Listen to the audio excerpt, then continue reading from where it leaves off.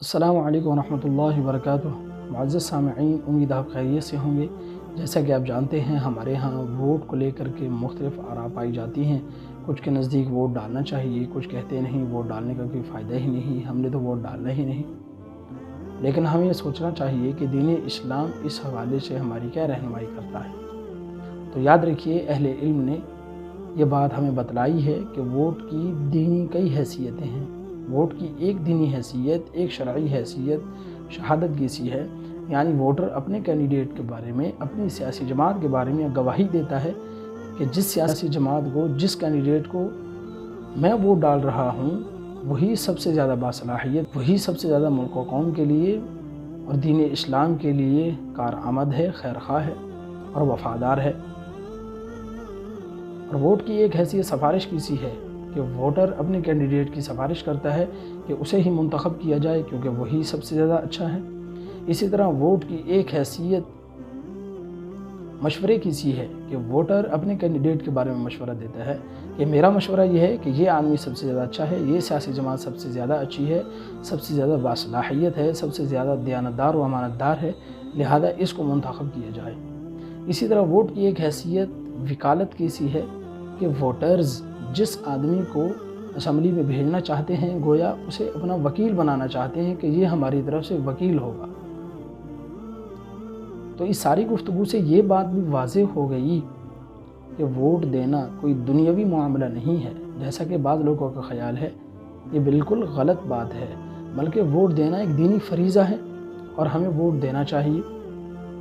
دیکھیے، دراصل اس وقت دو قسم کے نظریات پائے جاتے ہیں۔ ایک نظریہ یہ ہے کہ جس کی اکثریت ہے وہ جو جی چاہے قانون بنا لے، جو جی چاہے ملک کا آئین بنا لے، اور ایک نظریہ یہ ہے کہ نہیں، کوئی ایسا قانون نہیں بنایا جائے گا جو قرآن و سنت کے متصادم ہو، جو قرآن و سنت کے منافی ہو۔ ہم اپنے ملک میں جو سیاسی جماعتیں دیکھتے ہیں، ان کے اندر یہ دونوں قسم کی نظریات کی جماعتیں موجود ہیں۔ چنانچہ جب انہیں ضرورت پڑتی ہے، وہ آئین کے خلاف، اسلام کے آئین کے خلاف، اسلام کے قانون کے خلاف، اسلام کی حدود کے خلاف ہی کوئی آئین بنا لیتے ہیں، کوئی قانون بنا لیتے ہیں، اور پھر جب زبردست قسم کا عوام کی طرف سے، علماء کی طرف سے رد عمل آتا ہے تو پھر تبدیل کر لیتے ہیں۔ جبکہ دوسری طرف ایسے نظریات کے حامل بھی جماعتیں ہیں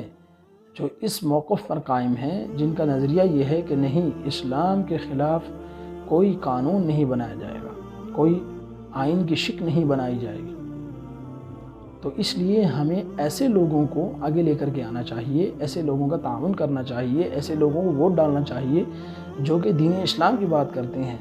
اور در حقیقت یہی لوگ ملک و ملت کے، قوم کے سب سے زیادہ وفادار ہیں۔ حضرت ابوبکر صدیق رضی اللہ تعالی عنہ حضور صلی اللہ علیہ وسلم کا فرمان نقل کرتے ہیں کہ اگر لوگ ظالم آدمی کو دیکھیں اور اس کا ہاتھ نہ پکڑیں تو عجب نہیں، بعید نہیں کہ اللہ تعالیٰ ان سب پر عذاب مسلط کر دے۔ تو ظاہر ہے، جب ہم ایک غلط آدمی کو غلط نہیں کہیں گے، اس کے نظریے کی تردید نہیں کریں گے، اور جبکہ ہمارے پاس ایک موقع بھی ہے کہ ہم ووٹ کے ذریعے سے غلط نظریے کے حامل انسان کو شکست دیں، اس کو سیاست کے میدان سے باہر نکال پھینکیں، لیکن اس وقت ہم اپنا یہ حق استعمال نہ کریں اور اس کے خلاف جب ووٹ نہ ڈالیں، تو ظاہر ہے میدان میں پھر وہ شخص آ جائے گا، تو پھر اس کا خمیازہ ہمیں بھگتنا پڑے گا، اور پھر اسی حدیث کے تناظر میں اللہ کا عذاب ہم پہ مسلط ہوگا۔